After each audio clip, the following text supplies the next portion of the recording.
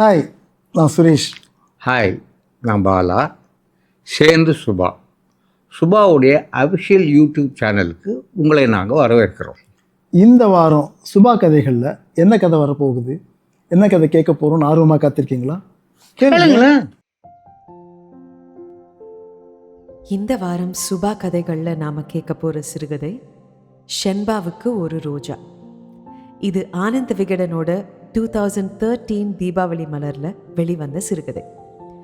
கதை, சினிமா எல்லாத்தையும் விட வாழ்க்கையில் நடக்கிற சில சம்பவங்கள் தான் நம்பவே முடியாத மாதிரி இருக்கும். நிஜத்தில் நடந்த அந்த மாதிரியான ஒரு விறுவிறுப்பான கதை தான் எழுத்தாளர்கள் சுபா கைவண்ணத்தில் இந்த சிறுகதையாக மாறியிருக்கு. ஒரு இரவு நேர த்ரில்லர். கேட்க ரெடியா? அப்போ கதைக்கு போலாமா?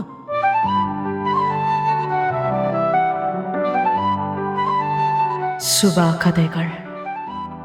Stories by writers Subha. Season 1. Kovai வரை விமான பயணம். அங்கிருந்து திருப்பூர், ஈரோடு, பெருந்துறைக்கு கார் என்று முடிவாகியிருந்தது. கோவையில் நான் தங்கியிருந்த நட்சத்திர ஹோட்டலில் டிராவல்ஸ் கார் வேண்டும் என்று சொன்னதும் அவர்கள் சிபாரிசு செய்தது கதிரவன். காலையில் 7 மணிக்கெல்லாம் குளித்து நெற்றியில் திருநீருடன் ரிசப்ஷனில் காத்திருந்தான். 30க்குள் வயது, நல்ல உயரம், தூய வெள்ளை நிற சீருடை, செருப்புகள் கூட வெள்ளை நிறம். வாசலில் சுத்தமாக வெள்ளை நிற இனோவா கார் காத்திருந்தது. இருக்கைகளுக்கு கூட வெள்ளை நிற பூத்துவாலைகள் பொன்னாடையாக போர்த்தப்பட்டிருந்தன. உற்சாகமான புன்னகையுடன் கார் கதவை திறந்து விட்டான். கண்ணாடியில் ஷென்பா டிராவல்ஸ் என்ற ஸ்டிக்கர் எழுத்துக்கள் மின்னின. வழியில் அன்னபூர்ணாவில் டிஃபன் சாப்பிட்டுக்கலாம் என்றேன். காரில் ஏசியின் குளுமையுடன் ஒரு சுகந்த வாசமும் கலந்திருந்தது. டேஷ்போர்டில் வைக்கப்பட்டிருந்த தியானலிங்கத்தின் புகைப்படத்துக்கு செம்பருத்தி பூ ஒன்று அர்ப்பணிக்கப்பட்டிருந்தது. பிஸ்னஸா சார்? இல்லை, ஆடிட்டிங் என்றேன். காரில் போகும்போது ஓட்டுநருடன் இயல்பாக பேசிக்கொண்டே செல்வது என் பழக்கம். உங்கள் டிராவல்ஸில் எவ்வளோ வண்டி ஓடுது? 8 இன்னோவா, 4 டிசைர், ஒரே ஒரு பழைய குவாலிஸ். முதலாளி பேர்? என் பக்கம் அரை பார்வை பார்த்து புன்னகையுடன் கதிரவன் என்றான். ஓ, உன்னோட டிராவல்ஸா? நீயே வண்டி எடுத்துகிட்டு வந்ததும் தப்பு கணக்கு போட்டுட்டேன். திருப்பூர் வழினா எப்பவுமே நான் தான் சார் வண்டி எடுப்பேன். ஏன்? அங்கே தான் சார் என் சென்பா இருக்கா என்றான். அன்னபூர்ணாவில் சாப்பிடும் வரை வேற எந்த கேள்வியும் என்னிடம் இல்லை. வெளியில் வந்ததும் எதிர்ச்சாரிக்கு ஓடினான். திரும்பி வந்து காரில் ஏறிய போது கையில் புதிய ஒற்றை ரோஜா ஒன்று. ஷென்பாவுக்கா? ஆமாம் சார். அங்கிருந்து புறப்பட்டு கார் மாநில நெடுஞ்சாலையை பிடித்ததும் என் அடுத்த கேள்வியை வீசினேன். ஷென்பா யாரு? மனைவியா? சிரித்தான். எனக்கு இன்னும் கல்யாணமே ஆகலை சார். ஓ, அப்போ அம்மா பேரா? இல்லை. குலதெய்வம் பேரு செண்பகதேவி. சென்பா யாருன்னு சாருக்கு தெரிஞ்சுக்கணும் இல்லை? சென்பாவை நான் முதல்ல சந்திச்சது எப்படின்னு உங்களுக்கு சொல்கிறேன் என்றான். 3 வருடங்களுக்கு முன்.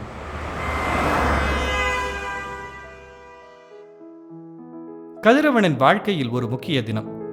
அவனுக்கு பிரியமான பெரிய பாளையத்தம்மன் கோயில் பூசாரி அவன் கொடுத்த கார் சாவியை அம்மனின் உருவத்துக்கு கீழே வைத்து பூக்களும் எலுமிச்சையும் சேர்த்து அவனிடம் கொடுத்தார்.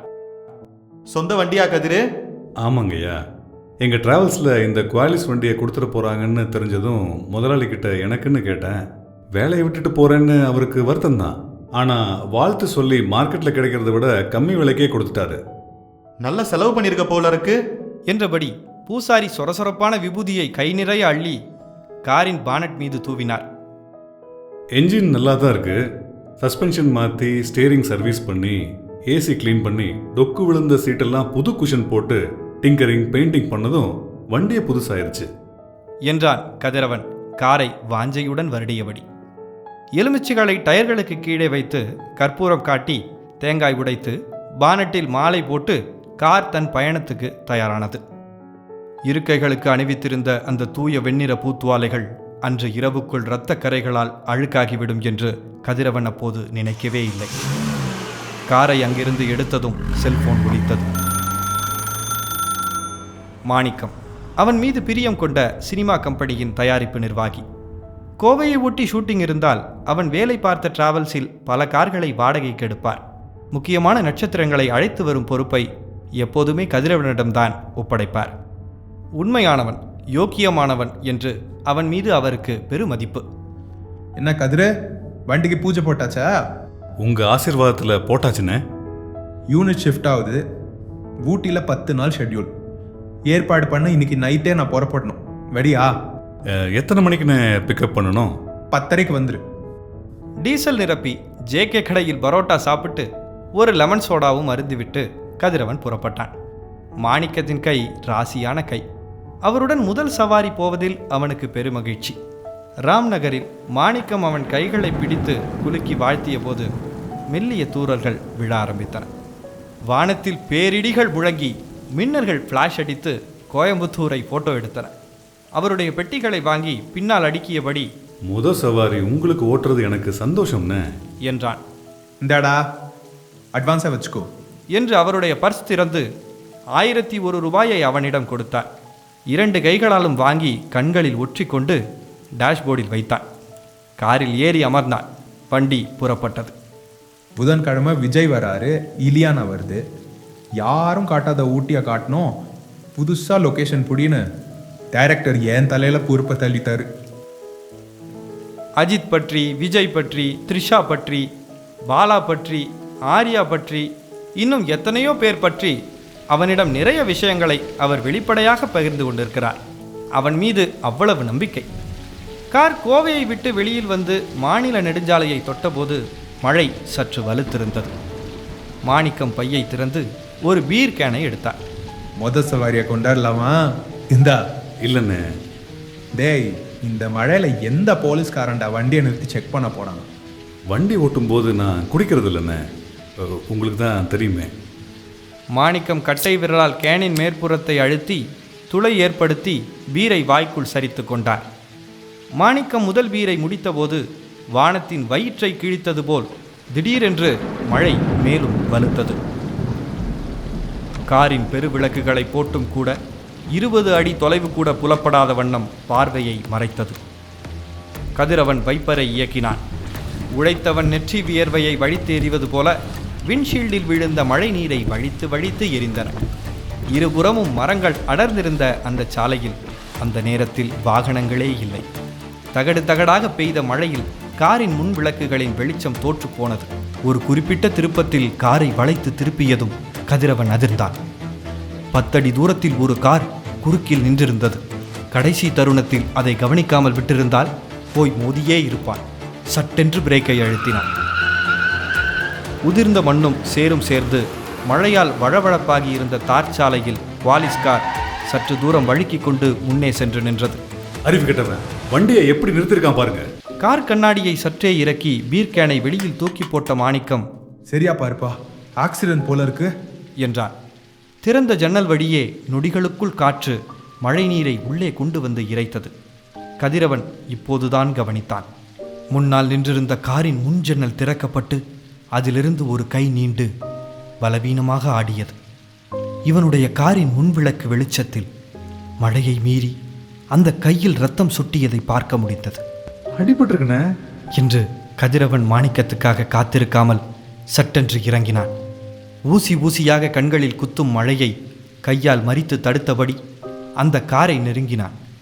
அந்த காருக்கு முன்னால் ஒரு லாரி மரத்தில் மோதி குறுக்கில் திரும்பி நின்றிருந்தது. லாரியின் பின்புறம் எச்சரிக்கும் சிகப்பு விளக்குகளோ சிகப்பு ஸ்டிக்கரோ இல்லை. மழையின் அடர்த்தியில் பார்வை மங்கி போயிருக்க டிரைவர் இல்லாமல் நிற்கும் லாரியை முன்னால் சென்ற கார் கவனித்து பிரேக் அடிப்பதற்குள் மோதி இருக்க வேண்டும். அருகில் சென்றதும் விபரீதம் புரிந்தது. கார் மோதிய வேகத்தில் ஓட்டுநரின் நெஞ்சில் ஸ்டியரிங் அழுத்தி வாய் ஓரத்தில் ரத்தம் கசிந்திருந்தது. அவருடைய உயிரற்ற கண்கள் வெளியே வெறித்தன. ஓட்டுநருக்கு பக்கத்து இருக்கையில் அமர்ந்திருந்த இளைஞன் முகத்திலும் கழுத்திலும் கையிலும் ரத்தம். தொய்ந்து மூடுகின்ற இமைகளை கஷ்டப்பட்டு திறந்து பின்னால் என்று ஏதோ முணுமுணுத்தான். கதிரவன் பதறினான். காரினுள் கை நீட்டி உள் விளக்கை போட்டான். பின் இருக்கையை பார்த்ததும் அதிர்ந்தான். நன்றாக உடுத்திய ஓர் இளம் பெண்ணும் அவள் காலடியில் ஒரு சிறுமியும் நினைவின்றி கிடந்தனர். இருவரும் கார் மோதிய வேகத்தில் தூக்கி எறியப்பட்டு முன் இருக்கைகளில் மோதி இருக்க வேண்டும். அந்த பெண்ணின் முகம் முன் இருக்கையின் முதுகில் பதிந்திருந்த கோணத்தில் அவளுடைய மூக்கு நசுங்கி இருந்தது. அதனால் சுவாசம் திணறிக் கொண்டிருந்தது. மூச்சுடன் சேர்ந்து சிகப்பு குமிழ்கள் வெளியில் வருவதை பார்த்ததும் கதிரவனின் பதற்றம் அதிகரித்தது. மாணிக்கம் கதிரவனின் தோளுக்கு மேல் எட்டி பார்த்தார். டிரைவர் ஸ்பாட்லேயே அவுட்னு. கிரேன் வச்சு வண்டியை பின்னால் இழுத்தாதான் அவரை வெளியே இழுக்கவே முடியும் என்றபடி மழையில் நனையாதபடி செல்போனை இயக்கினார். ஆம்புலன்ஸ்க்கு சொல்லிடுவோம்னு என்றார். என்னடா பேசுற? அவங்க எப்ப வந்து எப்ப பிக்கப் பண்ணிட்டு போறது? 3 பேர் உயிருக்கு போராடிட்டு இருக்காங்க. நம்ம வண்டியில தூக்கி போட்டுட்டு ஆஸ்பத்திரிக்கு போவோண்டா என்றார் மாணிக்கம் சற்று கோபமாக. கதிரவன் தன் காரை திரும்பி பார்த்தான். அண்ணே, இன்னைக்கு தான் முதல் சவாரி எடுத்திருக்கேன். உங்களுக்கே தெரியும் இது எவ்வளோ நாள் கனவுன்னு. வண்டியில் ரத்தக்கராயிடும். போகிற வழியில் யாராச்சும் உயிரை விட்டா சங்கடமாயிடும்ண்ணே. ஆம்புலன்ஸ் கூப்பிட்டுருவோம்ண்ணே என்று சொன்னவன் அதே கணத்தில் தன் வாக்கியத்தின் அபத்தத்தை உணர்ந்தான். தலையில் ஓங்கி தட்டி கொண்டான். இல்லைண்ணே, நீங்கள் சொல்கிறது தான் சரி. ஒரு உயிர் பொழைச்சாலும் அது பெருசு தானே. மோதிய வேகத்தில் அந்த காரின் பின்கதவு வளைந்து நசுங்கி இருந்ததால் கைப்பிடியை பிடித்து திறக்க வரவில்லை. பெருமழை வேறு முகத்தில் மோதி அவன் முயற்சியை கடினமாக்கியது. கதிரவன் ஓடினான். தன் காரில் டயர் மாற்றுவதற்காக வைத்திருந்த ஜாக்கியை எடுத்து வந்தான். ஓங்கி அடித்தால் கண்ணாடி சிதறி உள்ளே மயக்கமாகி கிடக்கும் குழந்தை மீதும் தாயின் மீதும் விழக்கூடும் என்பதால் ஜன்னல் கண்ணாடியை மெல்ல மெல்ல தட்டி தட்டி உடைத்து அந்த கம்பியை வைத்தே கதவை நெம்பி திறந்தான். பட்டுப்பாவாடையும் பட்டுச் சட்டையுமாக கீழே கிடந்த சிறுமியை முதலில் தூக்கினான். அதிகபட்சம் 3-4 வயது இருக்கும். அதன் கழுத்தில் தங்கச் சங்கிலி வேறு. குழந்தை அதிர்ச்சியில் மயக்கமாயிருந்ததே தவிர அடி பலமாக இல்லை. தன் காரில் பின் இருக்கையில் முதலில் குழந்தையை படுக்க வைத்தான். மாணிக்கத்தின் உதவியுடன் அடிபட்டு கிடந்த பெண்ணை அசைத்து நகர்த்தினான். மயக்கம் தெளியாமல் அப்படியே சரிந்து அவன் மார்பில் அவள் மல்லாந்தாள். மாணிக்கம் அவளுடைய கால்களை பற்றி கொண்டார். இருவருமாக கொட்டும் மழையில் மெல்ல குவாலிஸ் காருக்கு அவளை இடம்பெயர்த்தனர். பார்த்து பார்த்து வாங்கிய வெள்ளை நிற பூத்துவாலைகள் அந்த பெண்ணின் முகத்திலிருந்து வழிந்த இரத்தத்தால் கரையாக துவங்கின. அடுத்து அந்த இளைஞனை வெளியே இழுத்தபோது அவன் வலியில் அலறியதிலேயே அவனுடைய நெஞ்செலும்புகள் உள்ளே முறிந்திருக்க வேண்டும் என்று புரிந்தது. குவாலிஸின் பின்புறம் படுக்க வைத்தபோது அவனும் மயக்கமாகிவிட்டான். உதவி செய்ய அந்த பாதையில் வேறு வாகனமே வரவில்லை. கார்ல ஏதாவது பர்ஸு, பேகு, போன் ஏதாவது கிடக்குதா பாரு என்றார் மாணிக்கம். இவ்வளவு நெருக்கடியிலும் அவரால் எப்படி தெளிவாக யோசிக்க முடிகிறது? காருக்குள் குனிந்து இருக்கைகளுக்கு இடையில் துடாவி தேடிய போது கண்ணாடி வளையல் துண்டுகளும் பிசுபிசுப்பான இரத்தமும் தட்டுப்பட்டதே தவிர செல்போன் எதுவும் கிட்டவில்லை. டிரைவரை அப்படியே அங்கு விட்டு செல்ல மனமில்லை. கையில் கிடைத்த ஆயுதங்களை எல்லாம் வைத்து ஸ்டியரிங்கை வளைத்து உடைத்து நகர்த்தி டிரைவரையும் வெளியே இழுத்தார்கள். மரித்தவனையும் காயப்பட்டவர்களையும் சுமந்து கொண்டு குவாலிஸ் வந்த வழியிலேயே பயணம் செய்தது. கதிரவனின் ரத்தம் தோய்ந்த கைப்பட்டதும் ஸ்டியரிங் பிசுபிசுப்பானது. மாணிக்கம் கோவையில் இருந்த தன் நண்பர்களுக்கு ஃபோன் செய்து மருத்துவமனைக்கும் போலீஸுக்கும் தகவல் கொடுத்தார். அவசரமாக வண்டியை ஓட்டி இன்னொரு விபத்தில் சிக்கிக்கொள்ள விரும்பாத கதிரவன் பத்திரமான உச்ச வேகத்தில் காரை செலுத்தினான். கார் முதல் மருத்துவமனையை அடைந்தபோது இயற்கை இரக்கம் கொண்டது. மழையின் தீவிரம் குறைந்தது. ஸ்ட்ரெச்சர்களுடன் செவிலிகளும் மருத்துவர்களும் காரை நோக்கி விரைந்தனர். ஒவ்வொருவராக வெளியே எடுக்கப்பட்டதும் காரின் உள்ளே சேரும் சகதியும் இரத்தமும் எங்கும் பரவி கிடந்தது. இளைஞனை கிடத்திய இடத்தில் ஒரு பர்சும் சிதைந்து போன செல்போனும் கிடைத்தன. பர்சில் இருந்த லைசன்ஸ் பிரதி அவன் பெயரை சத்யன் என்று அறிவித்தது. மருத்துவர்கள் டிரைவர் இறந்து போனதை உறுதி செய்தார்கள். குழந்தைக்கு பெருசாக காயம் இல்லை. அம்மாவோட தாடை எலும்பு உடைஞ்சிருக்கு. இவருக்கு தான் காயம் அதிகம். நெஞ்செலும்பு முறிஞ்சு ஹார்ட்டை கிழிச்சிருக்கு. 5 நிமிஷம் லேட்டாக வந்திருந்தா கூட எங்கள் கை மீறி போயிருக்கும் என்று சத்தியனை காட்டினார்கள். அவர்கள் அவசர சிகிச்சை பிரிவுக்குள் எடுத்துச் செல்லப்பட மாணிக்கம் ஓரமாக ஒரு நாற்காலியில் போய் தளர்ந்து அமர்ந்தார். அருந்திய பீரும் எதிர்கொண்ட பரபரப்பும் அவரை களைப்பாக்கியிருந்தன. கதிரவன் சத்யனின் பர்ஸை ஆராய்ந்து வேறொரு முகவரி அட்டையை எடுத்தான். கிருஷ்ணராஜன் என்ற பெயரை படித்தான். அந்த ராத்திரியில் தகவல்கள் பறந்தன. காவல்துறையினருக்கு கதிரவன் விளக்கங்கள் கொடுத்து கொண்டிருந்த போது அந்த மருத்துவமனை வளாகத்தில் இறக்குமதி செய்யப்பட்ட உயர் ரக கார் வந்து நின்றது. அதிலிருந்து இறங்கி உள்ளே ஓட்டமும் நடையுமாக வந்தார் கிருஷ்ணராஜன். சுமார் 50 வயது, நல்ல கருத்த தேகம், தடித்த உதடுகள், அடர்த்தியான புருவங்கள். முகத்தில் பற்களும் விழிகளும் மட்டுமே வெண்மை, கண்களில் கருணை. விவரங்கள் விளக்கப்பட்டதும் அவனுடைய கைகளை பற்றி ஈரக்கண்களில் ஒற்றிக்கொண்டார். ஒரே மக, பேத்திய உயிரியா என்று சொல்வதற்குள் அழுதுவிட்டார். கதிரவன் கண்களும் கலங்கிவிட்டன. கற்றையாக பணம் எடுத்து அவனிடம் நீட்டினார். வந்து போன செலவுக்கு வச்சுக்கப்பா. அதை கையில் வாங்காமல் வேண்டாம் என்று தலை அசைத்து கதிரவன் கையெடுத்து கும்பிட்டான். காவல்துறை அதிகாரி சில கையெழுத்துக்கள் வாங்கி கொண்டு அவனை போக அனுமதித்தார். தூங்கும் மாணிக்கத்தை அவன் எழுப்பி தன் காருக்கு அழைத்து சென்றபோது கிருஷ்ணராஜன் ஓடி வந்தார். ஓ நம்பரை கொடுத்துட்டு போ கதிரவா. இரத்தக்கரை படிந்த அந்த வெள்ளை நிற பூத்துவாலைகளை அப்படியே சுருட்டி குப்பை தொட்டியில் எரிந்தபோது துக்கம் கதிரவன் நெஞ்சை அடைத்தது. கதிரவன் கதையை இங்கே நிறுத்திய போது திருப்பூரில் குமரன் சிலையை நெருங்கிவிட்டோம். என் கேள்விகள் கூடியிருந்தன. செண்பா யார்? பின்னிருக்கையில் கிடந்த அந்த பெண்ணா? ஒருவேளை அவள் கணவனை இழந்த பின் நன்றியில் இவனை மணந்து கொண்டாளா? அல்லது...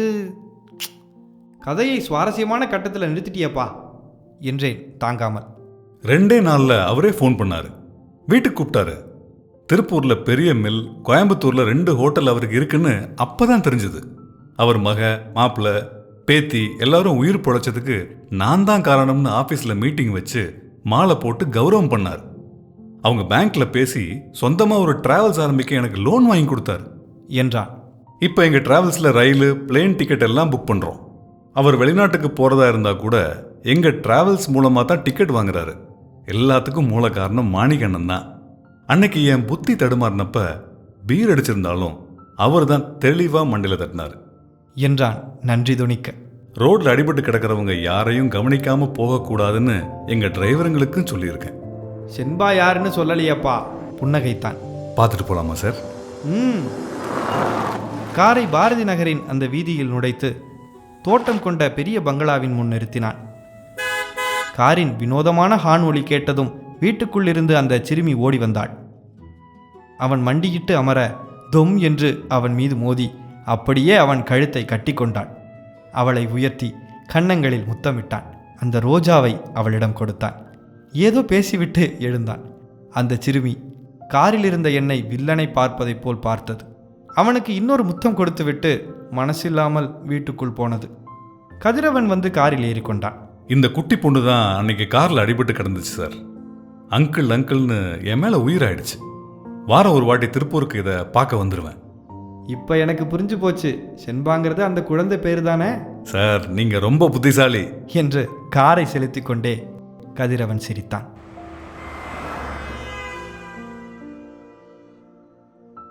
இதுவரைக்கும் நீங்க கேட்டது ஷென்பாவுக்கு ஒரு ரோஜா. எழுத்தாளர்கள் சுபா எழுதி ஆனந்த விகடனோட 2013 தீபாவளி மலரில் வெளிவந்த சிறுகதை. உங்களுக்கு இந்த கதை பிடிச்சிருந்ததா? த்ரில்லிங்காக இருந்ததா? உங்கள் வாழ்க்கையிலையும் இந்த மாதிரி விறுவிறுப்பான கதைகள் நடந்திருக்கா? கமெண்ட்ஸில் பகிர்ந்துக்கோங்களேன். அடுத்த வாரம் கதை வெளிவந்த உடனே தெரிஞ்சுக்க மறக்காம சப்ஸ்கிரைப் பட்டனையும் அழுத்தி விடுங்க.